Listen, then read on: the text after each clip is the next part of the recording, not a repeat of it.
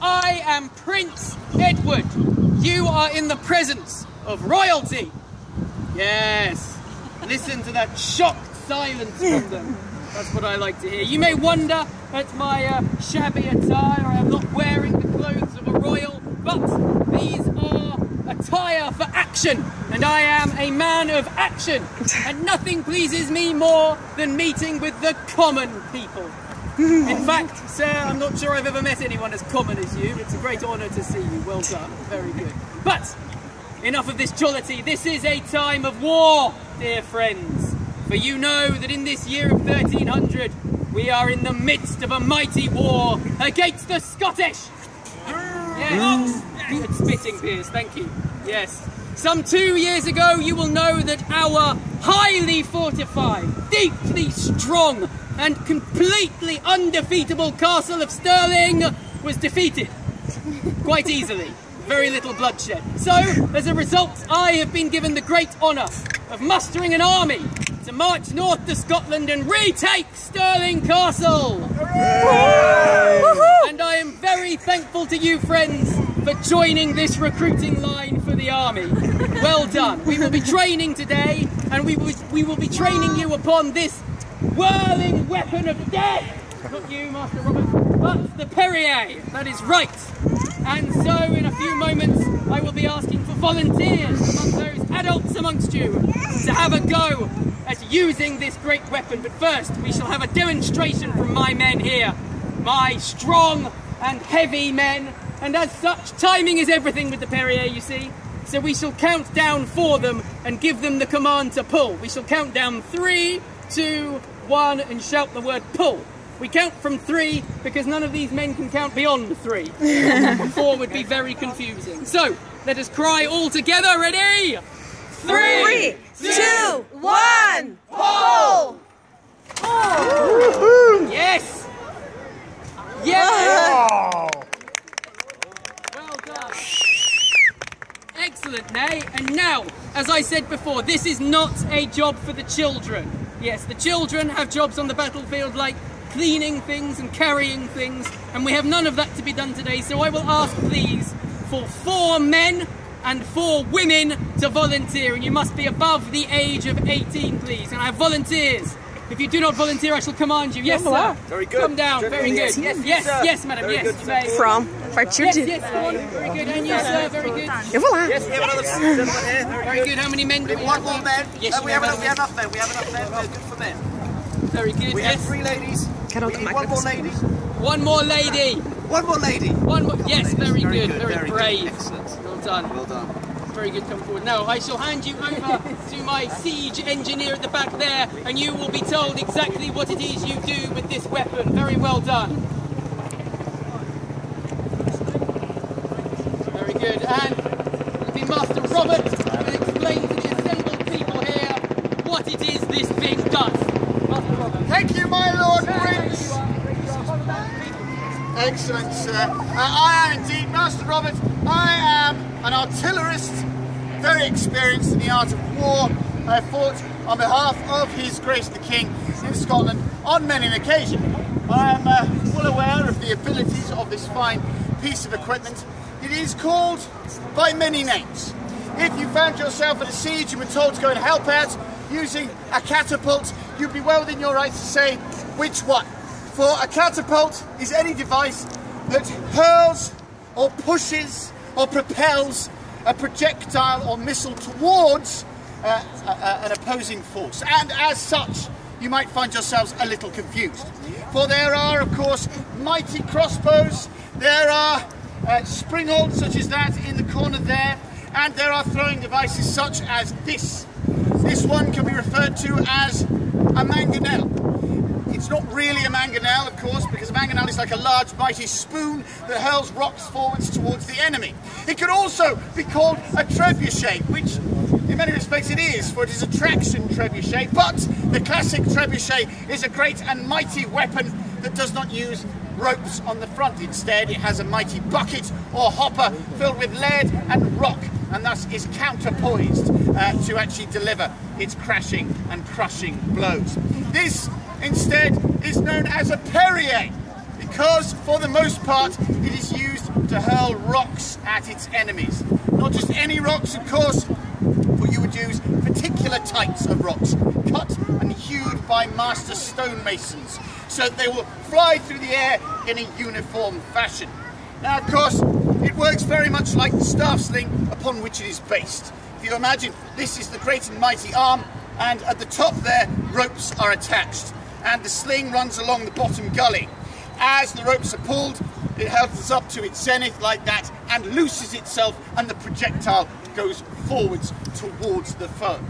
Now, you are not only using it to hurl stones, but also things like Greek fire, which is a combination of sulphur and naphtha and some pine resin and indeed animal fats, which is very difficult to extinguish. You would not use water to do so. You would need a great supply of urine. And believe me, in such cases, you know who your friends are. You would also use it to hurl great and mighty pieces of dead animal that have been out festering in the sunshine for many weeks, so you might spread disease, and indeed perhaps some body parts of captive individuals, so that you might intimidate those within. I do believe that we are ready. So the women are going to attempt to hurl a pig's bladder filled with horse's urine down the moat. Let us give them an encouraging cry of 3, 2, 1, pull! Oh, yuck! Yes, let's give them a round of applause. Well enough. I particularly like to here crawled out of the way. Very wise, very wise. Not a bad start. Actually, it was quite a bad start. But I am sure they'll improve upon it. It takes a few attempts to get very skilled with a device such as this. Now, you may think it is unusual to see women operating a device like this. That is not the case. In fact, women are known on many occasions to operate siege weapons. When a castle is under siege, everyone must contribute. Otherwise, you're what is known as a useless mouth. Therefore, someone who takes food, takes water, but contributes nothing to the defence of a castle. So women will not only make the ropes for this, they will not only load the devices, they will also fire them personally. Now, there are many, many records of this happening, maybe most noticeably at the Battle of Evesham. My father told me about it, of course, a little before my time. 1265, 35 years ago, the Battle of Evesham. Are we ready? We shall return to this tale in a minute. The ladies are ready for their second loosing. We must give them as much encouragement as possible. So, after me, 3, 2, 1, pull!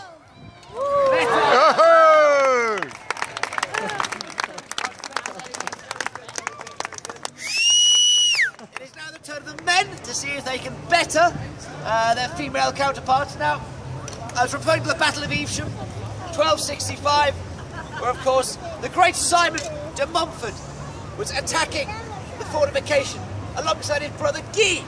Now, Guy was felled from his horse, so Simon de Montfort dismounted himself to come to his brother's aid. Now, from the walls of the castle, all sorts of things were being hurled at them, from mangonels, from trebuchets, from perriers, and from sling staffs, held and operated by women. Now, Simon de Montfort and his brother Guy, they were batting these away with hurdles. As they came down upon them, it was striking them left, right, and centre. However, one woman from the top of the battlements with a sling staff, her aim was true, and her rock hit Simon de Montfort clean in the face, in the middle of his helm. And a report at the time said his own face was bashed in upon itself, his jaw broken, and his eyes and his brains gushed out from his skull. Yucky. So, we are ready? Very good. There'll be no gushing of brains now, I assure you of that. But we'll see if the men can better their female counterparts. After me, 3, 2, 1, Pull!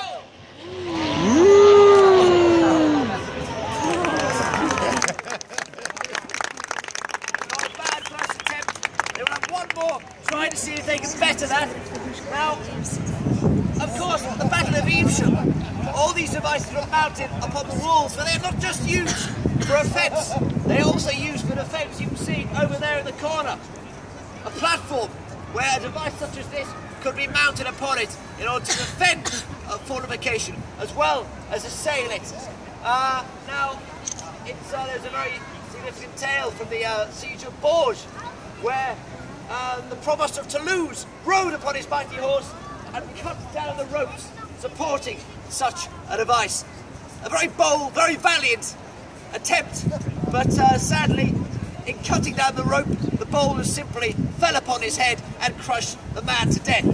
So a heroic act, but in the end, rather a futile one. Are we ready for our final? Yes. Losing very good. So our final attempt today for the men.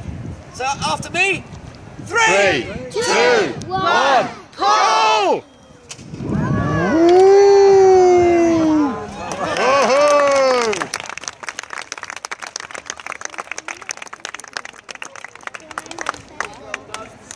Gentlemen, ladies, This is quite interesting. form a line here. Gentlemen on one side. Can we have a Let us have a hearty round of applause for our volunteers. I would say that it pleases me to see you working so well. I know that with people like you fighting for my father in Scotland, I will not have to be there for long, which is good. Dear friends, thank you very much for your time. Please enjoy the rest of your day at the tower. If you have any questions, you may approach, but in the meantime, let us give one more cry of God save the King! God save the King! God save you all. Very good.